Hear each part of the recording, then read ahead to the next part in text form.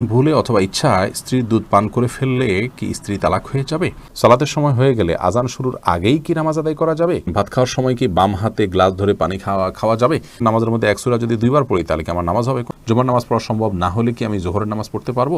সব সময় কি মাথায় কাপড় দিতে হবে? নামাজরত অবস্থায় সিজদা যাওয়ার আগ মুহূর্তে সিজদার স্থানে ধুলা বালি ফু দিয়ে পরিষ্কার করা যাবে কি না? ওযু করার সময় আজান উত্তর দেওয়া যায় কি? বিবাহের সময় ছেলেরা কি হাতে মেহেদি আঙ্গুলে স্বর্ণ দিতে পারবে? গর্ভাবস্থায় সহবাস করা সম্পর্কে ইসলামে কোনো বিধিনিষেধ আছে কি না?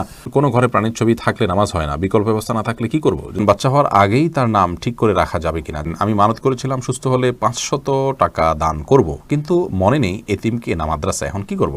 কাফনের কাপড় নাকি দরদাম করে কেনা যায় না, কতটা শরীয়তসম্মত? আমি একজন গৃহিণী, প্রতিদিন সংসারের অনেক কাজ করা হয়, এই কাজ করে কিভাবে সওয়াব অর্জন করতে পারবো? মানে সংসারের কাজকে কিভাবে ইবাদতে রূপান্তরিত করতে পারি? বিলম্ব না করে চলুন আমরা আপনাদের প্রশ্ন উত্তর দেওয়ার পালায়। শরীফুল ইসলাম, আপনি আমাদের ইউটিউব চ্যানেলে প্রশ্ন করেছেন, কাফনের কাপড় নাকি দরদাম করে কেনা যায় না, কতটা শরীয়তসম্মত? এই মাসালা হয়তো কোনো কাফনের কাপড়ের ব্যবসায়ী তার সুবিধার জন্য আবিষ্কার করছে কিনা, আল্লাহ আলাম। কারণ হলো এই ধরনের মাসআলা থাকলে তো কাফনের কাপড়ের বিক্রেতা যারা তারা লাল হয়ে যাবে, যে কোনো দাম চাইবে, আপনি দরদাম করতে পারবেন না। মূলত এরকম কোনো কথা কোনো দেশে বলা হয়নি। অন্য 10টি জিনিসের মতো কাফনের কাপড়ও আপনি দরদাম করে কিনতে পারবেন, কোনো অসুবিধা নেই। এস এম রেজওয়ানুল খান, আপনি লিখেছেন, উভয় পক্ষের বাবা মা বেঁচে না থাকলে বিবাহের নিয়ম তরিকা কি হবে? অভিভাবক হিসাবে বড় ভাই আছেন, বড় ভাই না থাকলে চাচা আছেন, পরবর্তী যে স্টেপের অভিভাবক আছেন সে সমস্ত অভিভাবকদের মাধ্যমে বিবাহের অ্যারেঞ্জ করবেন। এরপরে সুমাইয়া আক্তার সুমা, আপনি লিখেছেন, কোনো ঘরে প্রাণীর ছবি থাকলে নামাজ হয় না, বিকল্প ব্যবস্থা না থাকলে কি করব? যদি বিকল্প ব্যবস্থা না থাকে তাহলে সেক্ষেত্রে ওই প্রাণীর ছবিকে ডেকে নামাজ পড়বেন। আর নামাজ হয় না বিষয়টা সেরকম না, ওই জায়গায় নামাজ পড়লে মাকরুহ হবে। বিশেষ করে যদি আপনার সলাতে সিজদার জায়গায় থাকে, সামনে থাকে, তাহলে সেক্ষেত্রে সেটা তো দৃশ্যত তাকে সিজদা করছেন এরকম আপনার মনেও আসতে পারে, বা দেখলে সেরকম দেখা যেতে পারে। এই জন্য একটু সরিয়ে নেবেন বা উপর করে রাখবেন। এভাবে বিভিন্নভাবে আপনি চেষ্টা করবেন। তাতেও যদি কোনো এরকমও যদি কোনো উপায় না থাকে তাহলে আপনি ওখানে সালাত আদায় করে নামাজ হবে না, বিষয়টা সেরকম না, মাকরুহ হবে, অপছন্দনীয় হবে। এরপর এমডি মাহমুদ হাসান, আপনি লিখেছেন, নামাজরত অবস্থায় সিজদা যাওয়ার আগ মুহূর্তে সিজদার স্থানে ধুলা বালি ফু দিয়ে পরিষ্কার করা যাবে কি না? একান্ত প্রয়োজন না হলে এটি করবেন না, এবং এটি করতে গিয়ে অনেক সময় আমলে কাসির হয়ে যায়, অর্থাৎ আপনি এত বেশি ফু দিচ্ছেন। অনেককে দেখা যায় যে সিজদা যেতে গিয়ে এত বেশি ফুটা দিচ্ছেন আশেপাশে, তিনি আমলে কাসির করে ফেলছেন, অর্থাৎ তাকে একজন দর্শক দেখে নামাজে আসেন নাকি এমনিতে তিনি জায়গা পরিষ্কার করছেন, এটা নিয়ে সন্দেহের মধ্যে পড়ে যায়। এত বেশি যদি তার নামাজের অবস্থা থেকে, হাইয়াত থেকে তিনি সরে যান, তাহলে সেক্ষেত্রে তার নামাজ কিন্তু বিশুদ্ধ হবে না এবং নামাজ নষ্ট হয়ে যাবে। আর যদি এত বেশি তিনি নড়াচড়া না করেন, বরং খুব আলতোভাবে ফু দিয়ে জায়গা পরিবর্তন করেন, পরিষ্কার করেন, তাহলে সেটা জায়েজ হবে। যদি এত ধুলাবালি হয় যে নিঃশ্বাসের সাথে তার নাকে ঢুকবে, তিনি ক্ষতিগ্রস্ত হবেন, অসুস্থ হবেন, এরকম আশঙ্কা থাকে, তাহলে এটি করা যেতে পারে। হাত দিয়ে একটু সরা দিলেন বা আপনি নাক দিয়ে ফু দিলেন, এটি জায়েজ আছে। কিন্তু একান্ত যদি জরুরি না হয়, তাহলে শুধুমাত্র সূচিবায়ের কারণে বা অতি শৌখিনতার কারণে এমনটি করা সালাতের যে সৌন্দর্য সেটাকে নষ্ট করে দেয়। আয়েশা সিদ্দিকা রিনি আইডি থেকে লিখেছেন, আমি মানত করেছিলাম সুস্থ হলে 500 টাকা দান করব, কিন্তু মনে নেই এতিমকে না মাদ্রাসা, এখন কি করব? আপনি যে কোনো দানের খাতে আপনি দান করলে আদায় হয়ে যাবে ইনশাআল্লাহ বিদিনিল্লাহ। সিরাজুল ইসলাম আইডি থেকে আপনি লিখেছেন, বাচ্চা হওয়ার আগেই তার নাম ঠিক করে রাখা যাবে কিনা? যাবে, কোনো অসুবিধা নেই। বাচ্চা হওয়ার আগে থেকে ছেলে হোক মেয়ে হোক, ছেলে হওয়ার সমাবেশী হিসেবে ছেলের নাম, অথবা ছেলে মেয়ে দুইটা রেখে দিলেন, আগে থেকে ঠিক করে রাখলেন, কোনো অসুবিধা নেই। হাইবা খাতুন, আপনি ইউটিউব থেকে লিখেছেন, আমি একজন গৃহিণী, প্রতিদিন সংসারের অনেক কাজ করা হয়, এই কাজ করে কিভাবে সওয়াব অর্জন করতে পারবো? মানে সংসারের কাজকে কিভাবে ইবাদতে রূপান্তরিত করতে পারি? দেখুন, একজন গৃহিণী তার সাংসারিক কাজকে ইবাদতে রূপান্তর করবার জন্য তার প্রথম কাজ হলো প্রত্যেকের হক যথাযথভাবে আদায় করা, সন্তানকে সঠিকভাবে লালন পালন করা, আল্লাহর সঙ্গে পরিচিত করানো, আল্লাহর নির্দেশে পরিচালনা করা, তাদেরকে সালাতে শিক্ষা দেওয়া, ইসলামী ভাবধারা শিক্ষা দেওয়া, স্বামীকে তার হকগুলো আদায় করা। নবী সাল্লাল্লাহু আলাইহি ওয়াসাল্লাম বলেছেন, ওই মহিলা সবচেয়ে ভালো, শ্রেষ্ঠ, উত্তম, যাকে দেখে তার স্বামী সন্তুষ্ট থাকেন, দেখলে তার ভালো লাগে। এভাবে তিনি চলাফেরা করেন। অনেক হাদিসে আসছে, নবী সাল্লাল্লাহু আলাইহি ওয়াসাল্লাম বলেছেন, ইযা সাল্লাতিল মারআতু খামসাহা ওয়া সামাত শাহরাহা ওয়া আতাআত বা'লাহা ওয়া হাফিজাত ফারজাহা, যে মহিলা 5 ওয়াক্ত সালাত আদায় করেন এবং সিয়াম পালন করেন, তার স্বামীর আনুগত্য করেন, লজ্জাস্থান হেফাজত করেন, সে জান্নাতের যে কোনো দরজা দিয়ে প্রবেশ করতে পারবে। তো এই কাজগুলো করার পাশাপাশি আপনি আপনার যখন গৃহস্থলী কাজ করবেন, তখন আপনি আল্লাহর জিকির করলেন, সব কাজ বিসমিল্লাহ বলে করলেন, এবং নিজের আমলগুলো সব ঠিকঠাক রাখলেন। অহেতুক অনর্থক কাজ, মোবাইল ইত্যাদি, টেলিভিশন ইত্যাদিতে অহেতুক প্রোগ্রাম ইত্যাদি দেখা, বা হারাম জিনিস দেখা থেকে আপনি নিজেকে বিরত রাখলেন, যথাসময় পর্দার মধ্যে থাকলেন, নিজের পবিত্রতা নিজে রক্ষা করার চেষ্টা করেন, ইনশাআল্লাহ বিদিনিল্লাহ এর মাধ্যমে আপনি গৃহিণী হয়েও আল্লাহ তাআলার প্রিয় পাত্র হতে পারেন এবং আপনার গৃহস্থলী কাজগুলোকে এভাবে আপনি পরিণত করতে পারবেন। মোহাম্মদ নাহিদুল ইসলাম আপনি লিখেছেন, অজু করার সময় আজান উত্তর দেওয়া যায় কি? অজু করার ফাঁকে ফাঁকে আপনি যদি পানি অপচয় করা ছাড়া আজানের জবাব দিতে পারেন তো অবশ্যই দিতে পারেন। তবে মোহাম্মদ হাসান আপনি লিখেছেন, গর্ভাবস্থায় সহবাস করা সম্পর্কে ইসলামে কোনো বিধিনিষেধ আছে কি না? না, গর্ভাবস্থায় সহবাস করার পরে ইসলামের কোনো বিধিনিষেধ নাই। তবে আপনি এই অবস্থায় সহবাস করলে যদি বা গর্ভস্থ সন্তানের ক্ষতি হয় বা স্ত্রীর কষ্ট হয় বা ক্ষতি হয়, তাহলে সেক্ষেত্রে সেটি করা উচিত হবে না।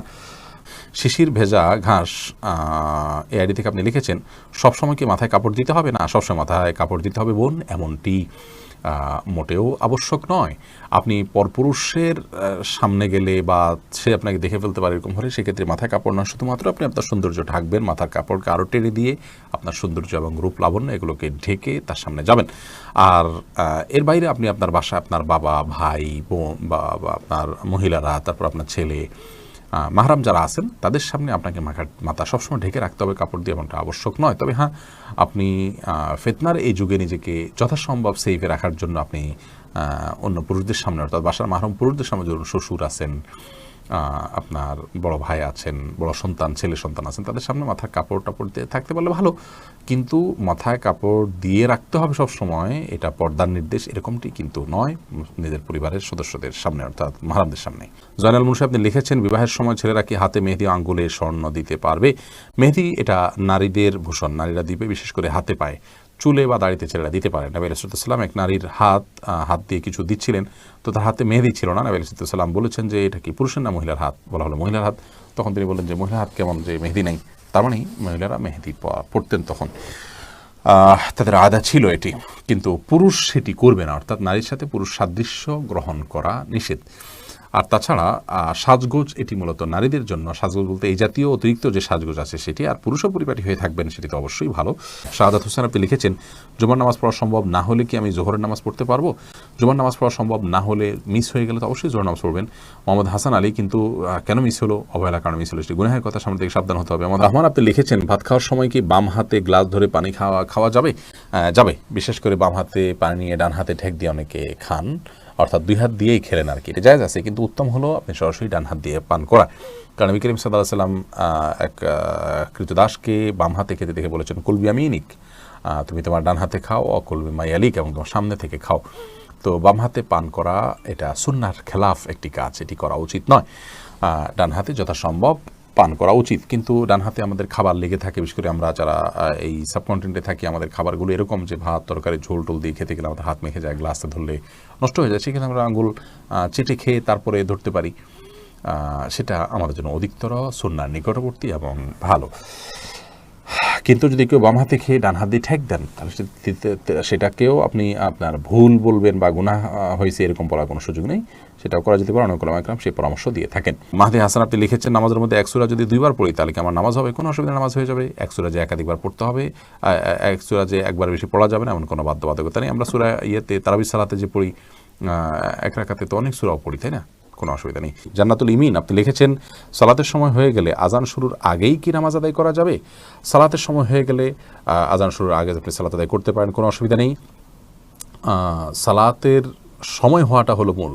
ইন্না সালাতা কানাত আলাল মুমিনিনা কিতাবাম মাওকুতা, সালাত নির্দিষ্ট সময় আদায় করাটাকে ফরজ করা হয়েছে। আজান হলে তারপরে জামাত হবে, আজান হলো ডাকার জন্য, কিন্তু তার আগে মা বোনরা তার জায়গায়, পুরুষরাও তার জায়গায় সালাত আদায় করতে পারবেন, কোনো অসুবিধা নেই। আরমান হুসাইন আপনি ইউটিউব চ্যানেল থেকে প্রশ্ন করেছেন, ভুলে অথবা ইচ্ছায় স্ত্রীর দুধ পান করে ফেললে কি স্ত্রী তালাক হয়ে যাবে? দেখুন, ভুলে বা ইচ্ছাকৃতভাবে যদি কোনো স্বামী তার স্ত্রীর দুধ পান করে ফেলে, তাহলে তার কারণে তাদের বৈবাহিক সম্পর্ক নষ্ট হবে না, এটি বিশুদ্ধতর মত এবং এটি জমহুর উলামা ইকরামের মত। কেউ কেউ এর ব্যতিক্রম বলেছেন, কিন্তু সেটি আসলে গ্রহণযোগ্য নয়। অতএব স্বামী যদি স্ত্রীর স্তনে মুখ দিয়ে দুধ পান করে ফেলেন ভুলে, তাহলে তার কারণে সম্পর্ক, তাদের স্বামী স্ত্রীর সম্পর্ক নষ্ট হবে না।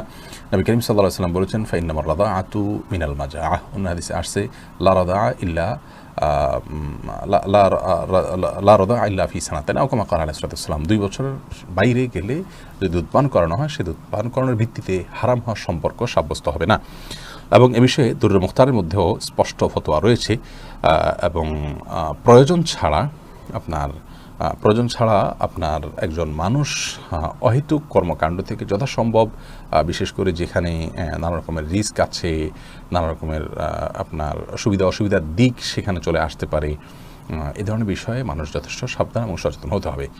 স্ত্রীর দুধ যদি অনিচ্ছাকৃতভাবে কারোর মুখে চলে যায় এবং সে পান করে ফেলে, তাহলে সেটা মানে ইচ্ছাকৃত যদি কেউ করে তাহলে সেটা নাজায়েজ হবে, গুনাহের কথা হবে। যদিও কোনো কাম জায়েজ বলেছেন, কিন্তু নাজায়েজ এবং গুনাহ হবে, এই মতটি অধিকতর শক্তিশালী।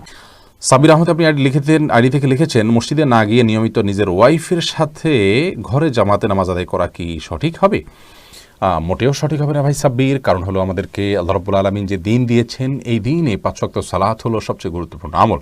আর এই 5 ওয়াক্ত সালাত পুরুষদের জন্য মসজিদে গিয়ে সালাত আদায় করার নির্দেশনা আমাদেরকে দেওয়া হয়েছে। নবী সাল্লাল্লাহু আলাইহি ওয়াসাল্লাম বলেছেন, 3 ব্যক্তি যাদের ব্যাপারে আল্লাহ রাব্বুল আলামিন নিজে জামিন এবং জিম্মাদার হয়ে যান, তাদের মধ্যে এক ব্যক্তি হলেন ওই ব্যক্তি যে মসজিদে যাতায়াত করে সালাত আদায় করার জন্য। অন্য এক হাদিসে নবী আলাইহিস সালাম বলেছেন, আলা আদুল্লুকুম আলা মা ইয়ামহুল্লাহু বিল খাতায়া ওয়া ইয়ারফাউ বিহিদ দারাজাত, আমি তোমাদেরকে এমন আমলের কথা বলে দিব না যে আমলের কারণে আল্লাহ তাআলা তোমাদের মর্যাদা বৃদ্ধি করবেন এবং তোমাদের ভুল ত্রুটি এগুলোকে মাফ করে দিবেন। সেই প্রশ্নের পর সাহাবীরা বলেছে, অবশ্যই বর্ণিত রাসূলুল্লাহ। তখন নবী সাল্লাল্লাহু আলাইহি ওয়াসাল্লাম যে আমলগুলোর কথা বলেছেন, তার মধ্যে একটা আমল হলো মসজিদে যে ঘন ঘন যায়। তো মসজিদে যাওয়া, মসজিদে গিয়ে সালাত আদায় করার জন্য নির্দেশ আমাদেরকে দেওয়া হয়েছে। আর জামাতের আয়োজনটা মসজিদে হবে পুরুষদের জন্য, এতেই জামাতের যে উদ্দেশ্য সেটা সাধিত হবে। বাসায় আপনি যদি আপনার স্ত্রীকে নিয়ে জামাত নিয়মিত করেন, অথচ আপনার হাতের নাগালে আশেপাশে মসজিদ থাকে, তাহলে আপনার এই কাজটি উচিত হবে না, সঠিক হবে না। জামাতের সাথে সালাত আদায়ের যে নির্দেশ, সেই নির্দেশটা পালন হবে না। হ্যাঁ, আপনি জামাত আদায়ের সবটা পেলেন শুধুমাত্র। অবশ্য এ বিষয়ে রদ্দুল মুখতারের যে ফতোয়া রয়েছে, সেই ফতোয়া যদি আমরা সামনে রাখি, তাহলে সেক্ষেত্রে দেখতে পাই যে যদি আপনার পরিবার পরিজনের সদস্য যারা আছেন তাদেরকে নিয়ে আপনি জামাতের আয়োজন করেন, ধরুন মসজিদ দূরে, আপনি আপনার বাসা বাড়িতে বা আপনার বিল্ডিংয়ে যারা আছে তাদেরকে নিয়ে আপনি সালাতের আয়োজন করলেন, জামাতের আয়োজন